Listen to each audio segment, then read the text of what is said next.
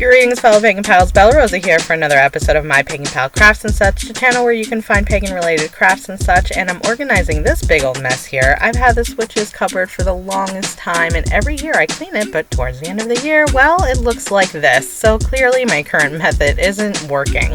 Now I have so many witchy ingredients all over my home, but I really would like to get some of that well arranged in a neat and easy access package. So let's get started. I just have a fabric bin set aside that I'm emptying my supplies in. There's just so many random things in here, but sometimes you just end up accumulating stuff, you know? It just depends on where you take your spirituality, and me, I like to try new things. I know that organizing can be overwhelming sometimes, but I'm here with you guys and we're gonna get this done. There's a lot of debris in here, but it's nothing a vacuum can't fix and make everything all pretty and new again.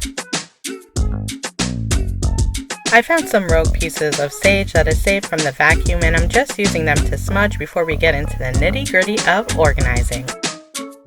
I purchased these cute vials at the Dollar Tree to hold my herbs and Avery labels from Walmart to keep everything orderly. I trimmed the labels down to fit the vials, and then I just started to list the names and magical properties of my ingredients. Now that's all taken care of, let's get to filling those jars. I started with these calendula flowers I dried along with some other herbs I dried. Nothing too fancy, just peel, stick, unscrew, and stuff. For other ingredients, I used a small mortar and pestle to grind them down a bit before using a funnel to get them into the jar. Probably needed to dry a little bit more cilantro here, but that's the basic process. Label on the bottle, grind the herbs, and bottle them up.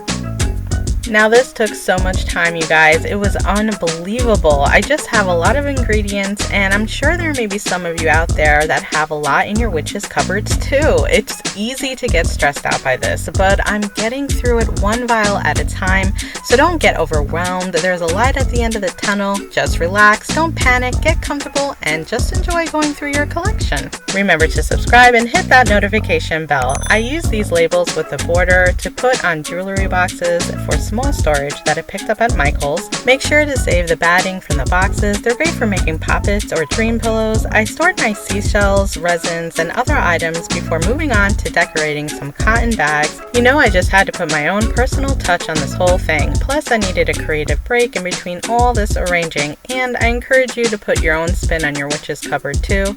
I have a piece of cardboard here that fits snug into the sachet so I can keep the bag sturdy while I use these paint pens by Craftsmart.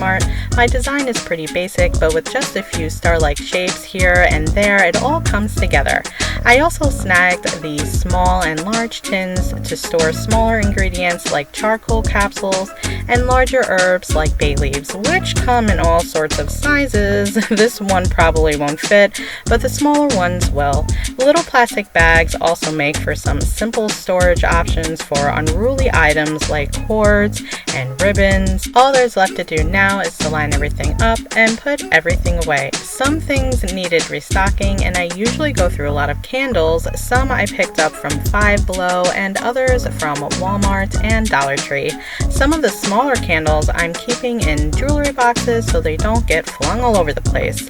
Don't forget to get some small storage bins to also keep things from moving about, especially if your witch's cupboard is mobile like mine. It takes some time and patience to get everything just the way I like it. I have some tarot decks in here, a small notebook for spells, extra bags, rope and scents, a broom, a pentacle, a mortar and pestle, you know, typical witchy things. And finally, my witch's cupboard makeover is complete. The vials are a perfect fit, my candles are ready to be lit, and these little bags are my favorite. Subscribe now, become a pagan pal, like up this video, and I'll see you next time for another episode of My Pagan Pal Crafts and Such. Bye!